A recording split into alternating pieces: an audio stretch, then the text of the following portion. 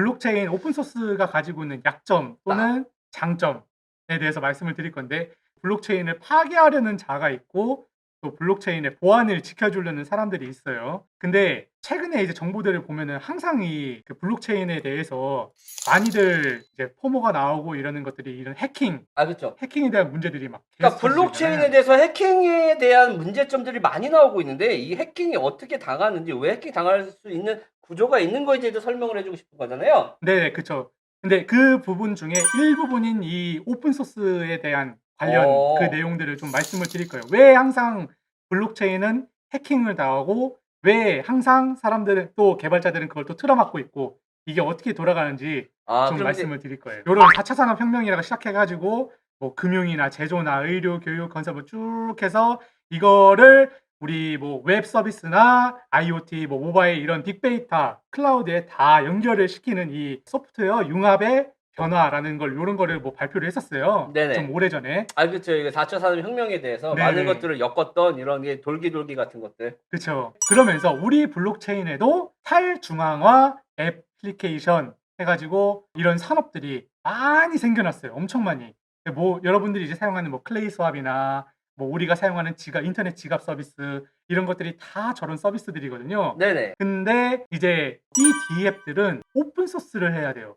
왜요? 비트코인도 초기에 시작할 때 오픈 소스였어요. 이런 시작이 그러다 보니까 모든 D앱들은 오픈 소스를 해야지 D앱이다라는 게 이제 약간 정형화가 된 거죠. 그러니까 약간 법적으로 뭐 오픈해야 된다라는 한 건 아니지만 네네. 그런 건 그냥 이제 아니에요. 룰처럼 네네. 약간 기본 그 룰처럼 그쵸. 정해져 있다. 그쵸. 암묵적인 네. 룰처럼 길 가다가 나는 이래야지. 왼쪽으로 걸어가야 되고 얘는 오른쪽으로 네. 걸어야 되는 것처럼 그쵸. 암묵적으로. 암묵적인 관행 같은 거죠. 어. 네.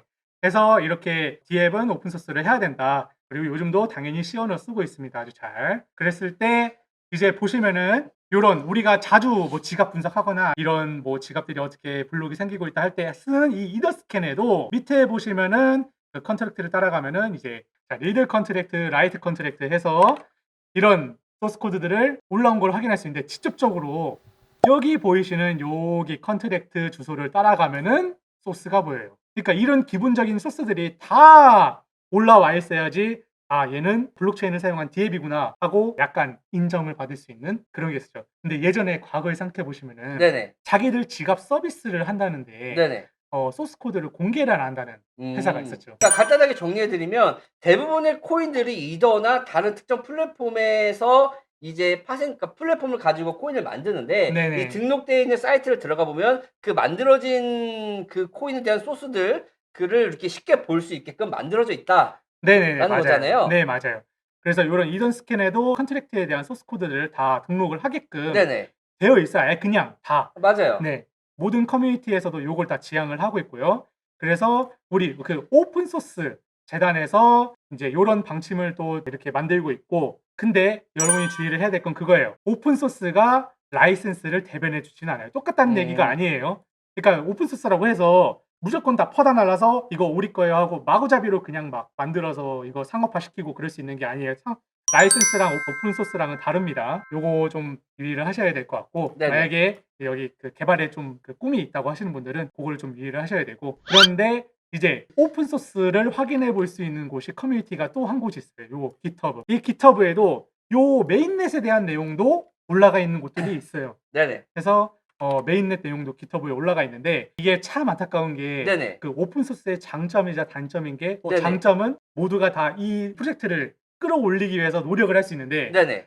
근데 해커들도 그거를 네네. 참고해서 해킹을 하고 있어요. 그러니까 그러니까 취약점이 다 보이니까 음. 약점들이 메인넷이 올라오면은 메인넷에 대한 문제점 파악해서 그 역으로 뭐 예를 들면 솔라나 뭐 네트워크를 뭐 해킹을 한다든가 그런 D앱에 대한 내용들도 이 깃허브에 다 올라오기 때문에 이제 취약점들이 공개가 되는 경우도 있어요. 아예 그냥 그러니까 물 대부분의 사실 거래소에 상장되거나 이런 코인들이 자체적으로 코인을 개발한 것보다는 사실 오픈 소스를 복사 붙여 넣기 해서 만들어진 코인들이 굉장히 많단 말이에요. 그래서 네 맞아요. 이름만 다르지 사실 코인의 생태계 자체는 다 똑같기 때문에 해커들이 그 특정 소스로 만들어진 코인에 대한 취약점을 알고 있다면 여러 가지 코인, 그 관련된 코인들을 해킹하기 용이하다라고 네네. 말씀을 하고 싶은 거잖아요. 네 맞아요. 그래서 우리가 이거를 요 깃허브라는 사이트에서 네네.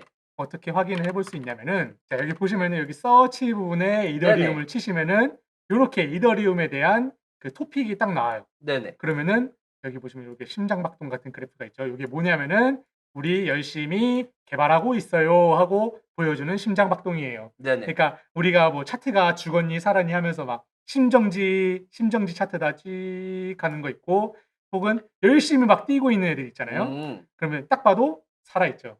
그럼 적어도 주기적으로 업데이트를 여기다 사이트에다 해 준다는 얘기잖아요? 네네. 그쵸. 주기적으로 커뮤니티에 올리고 있다는 얘기예요. 어. 그래서 이렇게 개발을 할 수 있는 것도 확인할 수도 있고 그러면 이거를 이용해서 우리가 내가 들고 있는 코인이 지속적으로 업데이트나 개발하고 있는지 없는지도 검색을 통해서 알 수가 있겠네요? 네. 충분히 가능해요. 그럼 투자할 때 굉장히 많이 도움이 될 것 같아요. 왜냐하면 내가 어떤 프로젝트를 믿고 기다렸는데 얘가 심정지처럼 찍 하고 있다면은 새로운 걸 개발하지 않고 그냥 아무것도 안 하고 있다라고 판단할 수도 있는 거잖아요.